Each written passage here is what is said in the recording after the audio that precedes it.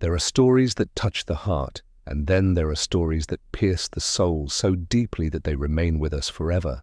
This is one such story, the story of a little boy and his dog, two souls who found comfort only in each other's presence. Theirs was a friendship so pure, so innocent, so powerful, that even death itself could not separate them.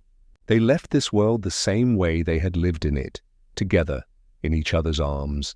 But when their bodies were finally separated, something so shocking happened that no one could believe it. This is not just a tale of tragedy, it is a testament to loyalty, a reminder of love's true power, and a lesson that even the smallest beings can leave the greatest impact. Once upon a time, in a quiet neighborhood where the days moved slowly and nights echoed with the laughter of children, there lived a little boy whose world seemed full yet somehow incomplete. He had toys neatly arranged on shelves, books stacked beside his bed, and parents who adored him beyond measure. But there was still a void in his young heart, a loneliness that no toy nor story could ever fill. That emptiness was answered one summer afternoon when a stray dog wandered into his life. The dog was no ordinary creature. His eyes carried both the wildness of freedom and the gentleness of a soul seeking belonging. The boy, with his small hands and innocent gaze, ran forward as though destiny itself had pulled him, and the instant their eyes met, something unexplainable happened. The boy's laughter burst forth with a joy his parents had never heard before, while the dog wagged his tail furiously, circling him as though protecting something precious he had just discovered. From that day onward, they were inseparable. The boy found his missing piece, and the dog found his purpose. When the boy ate, tiny crumbs were shared beneath the table for his new companion. When the boy played in the yard, the dog darted after him, their movements blending in perfect rhythm. When the boy cried after a scraped knee or a broken toy, the dog pressed his warm fur against him, licking away tears as though he could carry the pain himself. The parents watched in awe as their son bloomed with laughter, his days brighter than ever, his nights softer, with the comfort of his four-legged friend beside him. Neighbors whispered as they passed, often smiling and shaking their heads, saying, "They're not just friends, they're brothers." And indeed, perhaps they were more than that. For in the beating of two hearts, one small and fragile, the other strong and loyal, lived a connection so rare that even time itself would bow before it. As the days passed and their bond grew stronger, the nights became their sacred ritual, a time when the world outside faded away and only the boy and his dog remained. Every evening, after the sun had set and the stars began their quiet watch in the sky, the boy would slip into his soft pajamas, sometimes the ones with tiny blue trucks, other times the ones with bright red cars, and he would climb onto his bed with a little yawn that carried all the innocence of childhood. Moments later there would come a familiar sound, a soft thump against the floorboards, the gentle landing of four paws that knew exactly where they belonged. With a giggle, the boy would open his arms and the dog would leap gracefully onto the bed, curling close against him as if no space in the universe should ever exist between them. Wrapped in blankets and innocence, the boy would press his face into the dog's warm fur, breathing in the scent of safety and love, while the dog rested his head near the boy's heart, listening to its steady rhythm as though it were the sweetest lullaby ever sung. Sometimes the boy whispered secrets he never told anyone else, his dreams of adventures, his fears of shadows, his hopes of growing tall and strong, and his one request that they would never be apart. The dog, though unable to speak, answered with gentle nudges of his nose and the steady rise and fall of his breathing, a silent promise that no matter what came, he would always be there. Parents often peeked quietly through the doorway, their hearts warming at the sight of such devotion, wondering how it was possible for two beings so different to love each other so purely. The boy never felt alone in the dark, for beside him was his guardian, his brother, his truest friend. And together they drifted into dreams, their warmth melting away the coldness of the night, their bond building a world where no fear could enter, where no loneliness could break through. These nights were more than just moments of comfort. They were chapters in a story of love so deep that even the silence of midnight could not hold it. For in those quiet hours, beneath the watchful gaze of the moon, two souls found home, not in walls or roofs, but in each other. Life in all its beauty has a way of changing without warning, turning laughter into silence in a matter of moments. For the boy and his loyal dog, their world had always been painted in bright colors, days of chasing butterflies, nights of whispered secrets, mornings filled with eager barks and childish giggles. But one afternoon, a shadow crept into their lives, a shadow no one could ignore. The boy, once so full of energy, began to slow. His laughter, though still present, carried a faint weakness, a tiredness that did not belong to a child his age. His parents noticed how he stumbled when he walked, how he grew pale when he played, how his small hands trembled when he tried to hold his toys. Concern turned to fear, and soon the family found themselves in sterile hospital rooms where machines hummed and doctors spoke in hushed, serious tones.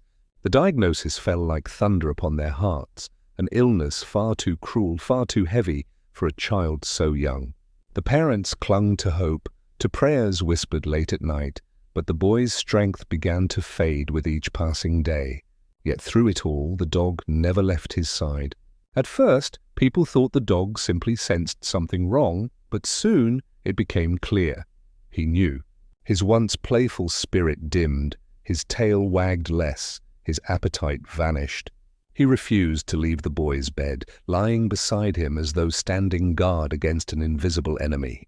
When the boy grew too weak to laugh, the dog would nudge his hand gently, urging him to smile. When the boy coughed or winced, the dog would whimper softly, sharing in the pain he could not heal. The parents marveled at the strange unity of their suffering. One child and one creature, bound by a love so fierce that even illness could not break it. The neighbors whispered again, but this time not in light-hearted tones. They shook their heads in sorrow, saying, "It's as if the dog knows what's coming." And perhaps he did. For every time the boy's chest rose and fell in fragile breaths, the dog mirrored it with his own, as though they were two lives beating in one fragile rhythm. The world had shifted, innocence had been broken, and though no one could stop the storm that was coming, one thing remained certain: the boy would never face it alone. The boy's final night arrived with a silence heavier than words could carry. The hospital room was dimly lit, machines blinking softly, their quiet beeps marking time like a clock counting down to an inevitable end. His parents sat nearby, their eyes swollen from tears, their prayers whispered in desperate fragments, asking for a miracle that refused to come. And in the midst of that sorrow stood the dog, faithful as ever, refusing to move from the boy's side. It was as if he knew this was not just another night, it was the night, the one where his loyalty would be tested beyond life itself. Slowly, as though guided by something greater, the dog climbed onto the narrow hospital bed, careful not to disturb the fragile wires or the child's weakening body. The boy, though barely able to lift his arms, summoned what little strength he had left and wrapped them around his companion's neck, pulling him close with trembling fingers that clung desperately as if to say, "Don't let me go!" The dog nestled his head against the boy's chest, pressing so firmly it was as though he was trying to merge their hearts into one. Their breaths began to fall into rhythm, one shallow, the other steady, both bound by a silence that spoke louder than any word.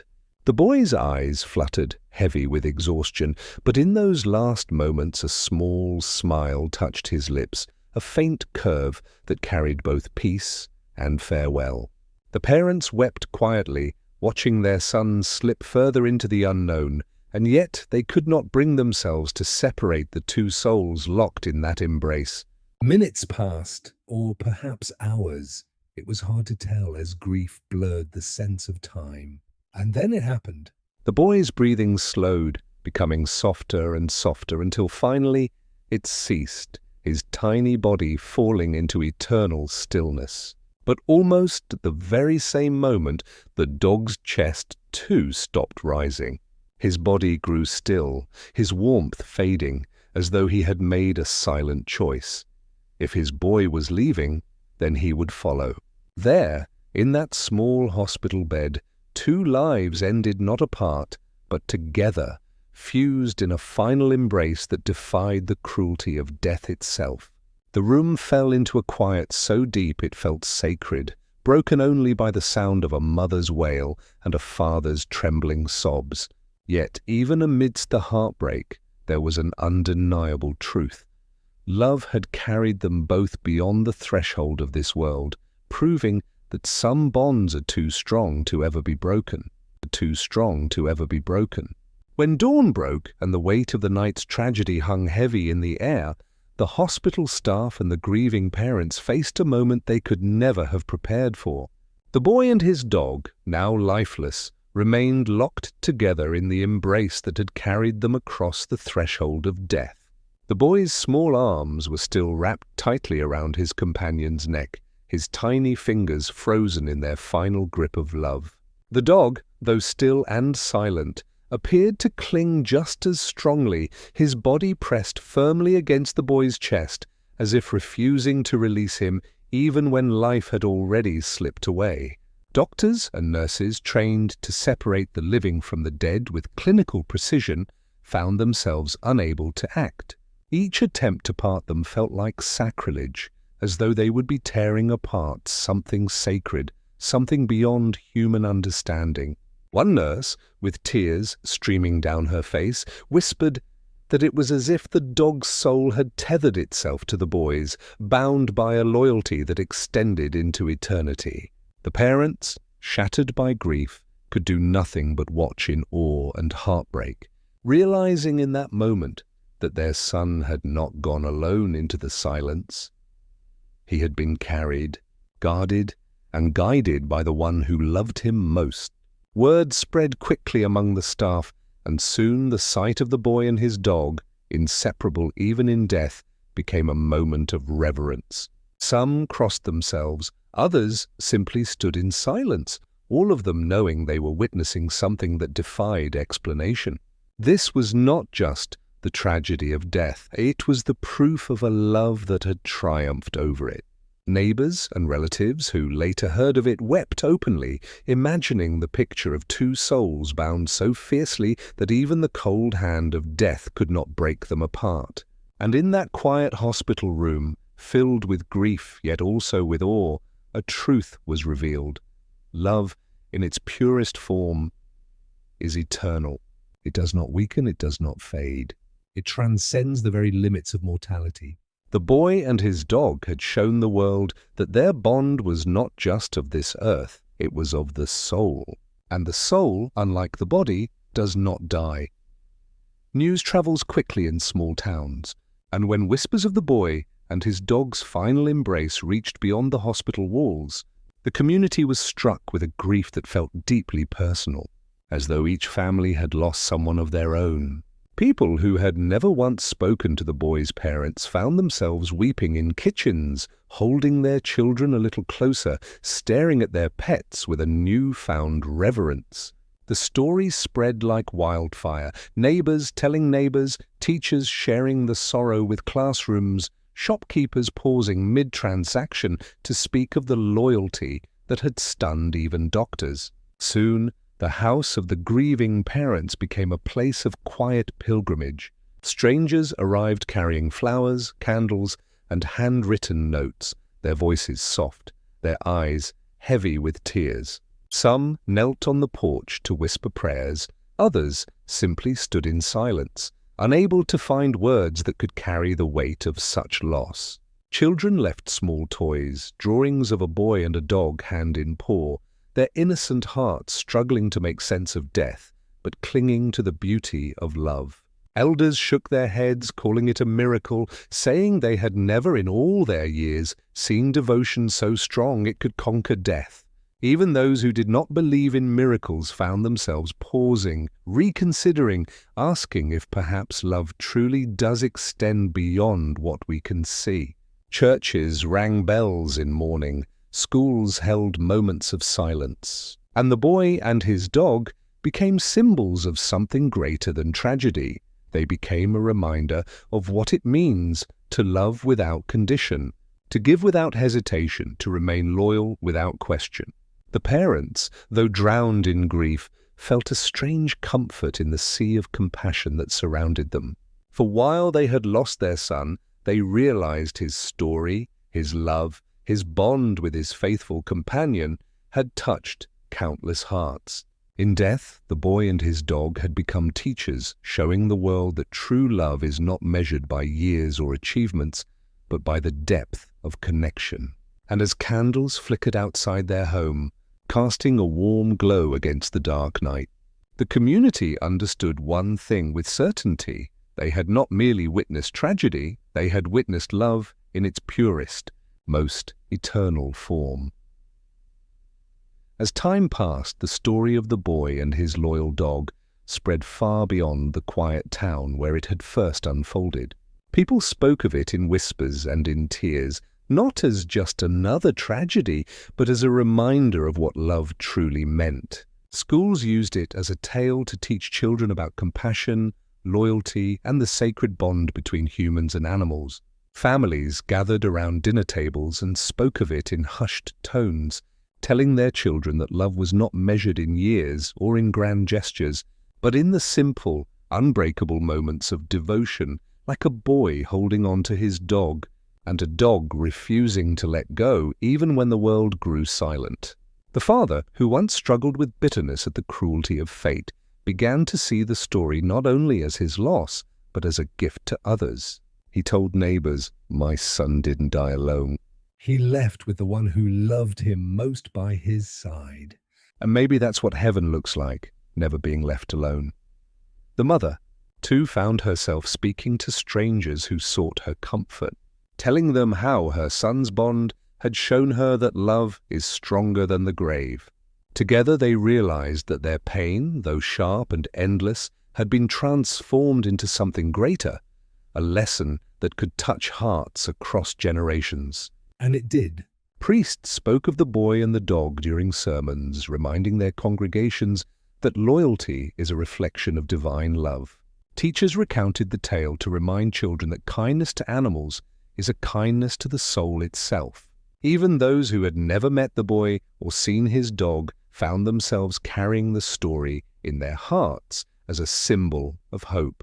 The lesson was simple, yet profound, that real love is eternal, untouched by death, unbroken by time. It is a bond that no force, not even the final breath, can sever. And in that truth, the boy and his dog had given the world a gift far greater than their lives. They had left behind a lesson that would echo long after the pain of loss had faded into memory. The moral of their story was clear. Love is not bound by flesh, nor limited by time. It is the only force strong enough to bridge life and death, reminding us all that when we love purely, we never truly say goodbye. Truly say goodbye.